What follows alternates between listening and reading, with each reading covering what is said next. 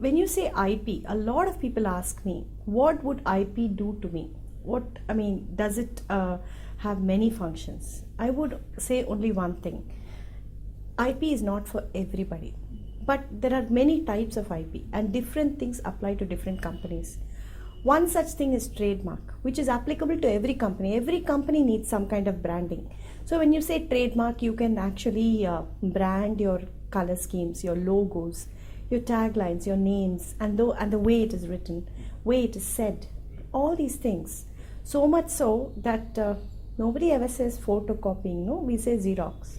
So anybody who's involved in books, creating plays, music, all those kinds of things would be covered by a copyright, and you can and should apply for one so that it is protected. All movies are protected through a copyright, and you can often see, even from very early times, copyright wars in the courts. So the other kind of copyright which is relevant for let's say a young startup, a young guy who's got lots of plantations, for instance, or who's got a traditional business of weaving silk.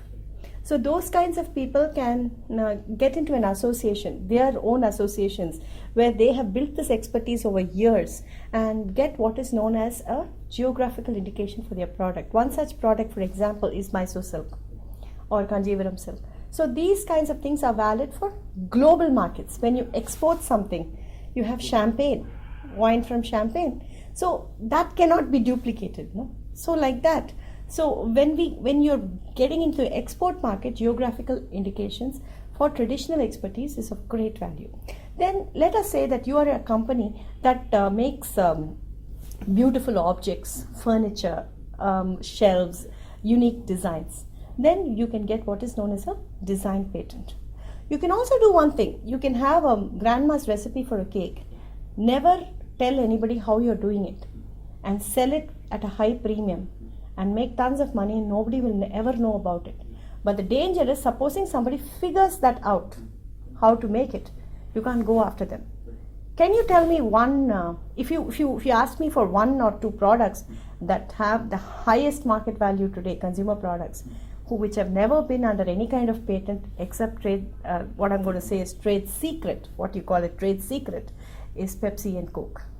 So these two have, nobody knows what goes into it, but they are protected under what is known as a trade secret. The last kind of IP is the most important one today because it pertains to people who build technology in any sector, be it IT, be it biotechnology, be it pharma technology, there are mechanical, electrical, electronics, all these things, and sometimes a union of many. So these kinds of technologies are finding an increasing market among consumers. It is expensive, it is difficult to do. Why should I have a patent? So my only answer is, do you want to look different among the many people who are looking for funding? Startups need a patent simply because they need valuation. At the moment, they only have the idea in place. Who's going to believe your idea? To some extent, you can develop to phase one because that's all the money you'll probably have. And then beyond that, you will need more investments to scale up a bit or even to develop it. So to get a patent and have all your ducks lined up in a legal document that allows you complete ownership, exclusive ownership to that particular thought or concept that you have, or the technology that you intend to create, is very important in terms of trust building and de-risking on the part of investors.